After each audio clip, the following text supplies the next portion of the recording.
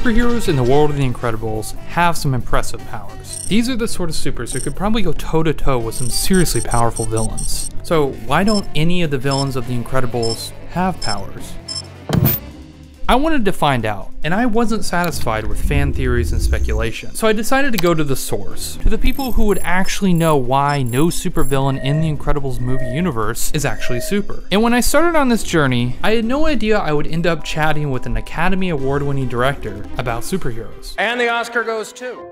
First, let's look at what we do know about the supers. We know that the supers are connected with a government organization called the NSA. Not that NSA. This one stands for National Supers Agency. The NSA's rep in the movies is Agent Rick Dicker, who has been shown to relocate Mr. Incredible and his family when necessary. We don't know the full extent of the NSA's role before the events of the film. However, the NSA files on the DVD bonus features do give us some clues about their involvement. The files mention that the NSA recruited supers. In fact, Blazestone was supposed recruited by the NSA, but the NSA left instructions to watch her closely to make sure she operated within NSA guidelines. Notes on Gamma Jack say the NSA recommends close A-level monitoring on him. Statements like these make it seem like the supers were government funded. So does that mean the superhero teams like Beta Force, the Phantasmics, and Thrilling 3 were government funded as well? Even better. Notes on the Beta Force team state that the NSA actually created the team. The file on Thrilling 3 has notes on how the breakup of the team tarnished the national symbol of patriotism and leaves instructions to omit numbers in team names because of membership fluctuation. Elastigirl's file states that she refused an offer to lead a new super team, Heroes Incorporated, and Metaman's file says he requested to be put in charge of overseeing all superhero teams. So if the NSA created Beta Force and had the authority to change the lineup of other teams, how much control did they have in the everyday actions of superheroes? We know that they did assist the supers in various ways. Downburst's file highlights NSA training, and Dynaguy's notes mention an NSA meditation regimen to help with his impulsive and reckless nature. The NSA also supplied gear,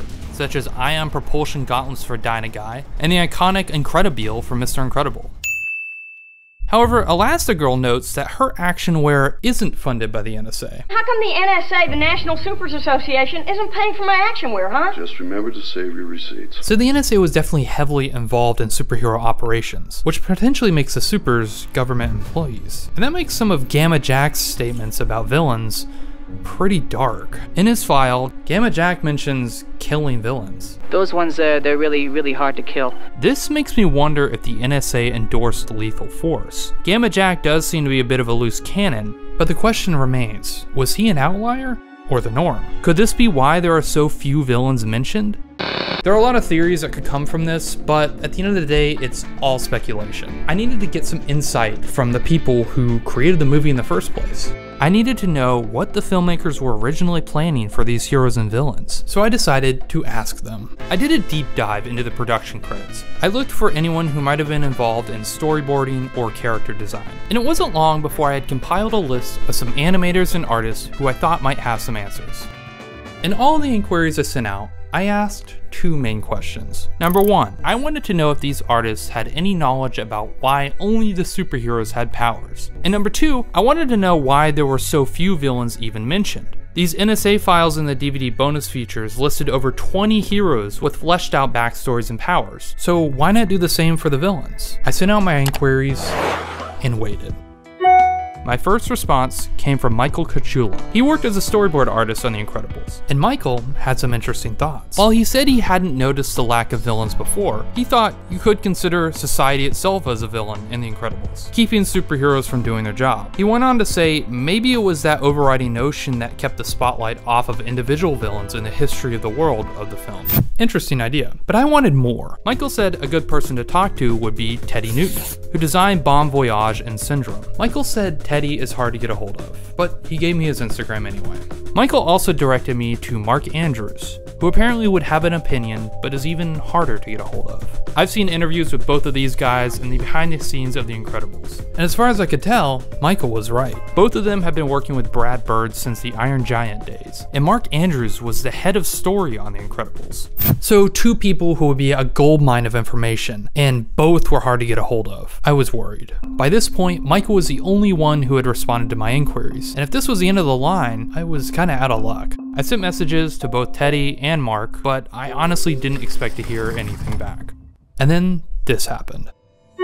That's right, Mark Andrews, one of the Oscar-winning directors of Pixar's Brave, Mark Andrews and Brenda Chapman, and head of story on The Incredibles, graciously took the time to respond, and he had some information. He told me that Brad Bird wanted to take a more conventional approach to the villains. Mark said Brad was very influenced by the old Superman comics, way back when the villains were typically just bank robbers. Brad was also influenced by Bond movie villains, he said, which makes a lot of sense, especially because I know Brad Bird initially wanted Bond film composer John Barry to compose the music for The Incredibles. But back to Mark. Mark said one of the first things he asked Brad Bird was where all the villains were, but Brad never wanted to go there. Mark said they never even settled on how the heroes got their powers to begin with. It was never important to the story, he said. And it turns out Mark was probably the person who would know the answer to that, if there was an answer. Remember those NSA files? Yeah, that was all Mark. He said it was one of his assignments as a story supervisor. To be honest, I was stunned. I had no idea when I first messaged Mark that he was the mastermind behind those NSA files that I obsessed over as a kid.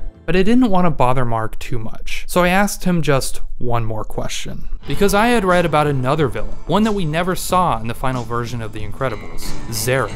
It seems the villain went through several iterations before he was scrapped in favor of Syndrome. So I asked Mark if he could tell me anything about Xeric, and Mark delivered. He said the original idea about the villain was that a tech genius had it out for supers and hired an actor to play the villain named Xeric. And the big twist in the film was that we find out that the real villain is the tech dude behind it all. It seems that Brad Bird might have incorporated elements of that idea into the villain Screenslaver.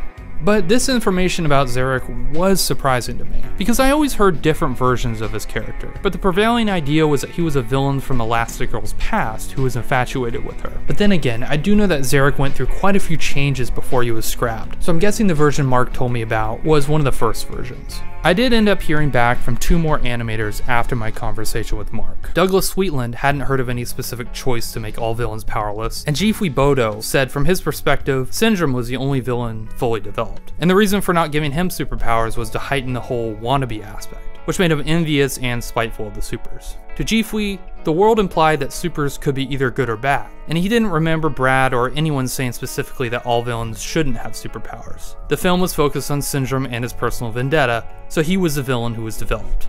So it sounds like there are no hard set rules when it comes to the villains of The Incredibles, but there is a theme. Brad Bird wanted them to feel more like early comic book bank robbers with elements of Bond villains. I wonder if this will hold true for any villains of any future Incredibles movies. With Toy Story 5 in development and Inside Out 2 on the horizon, I wouldn't be surprised if we see another Pixar sequel announced in the not too distant future.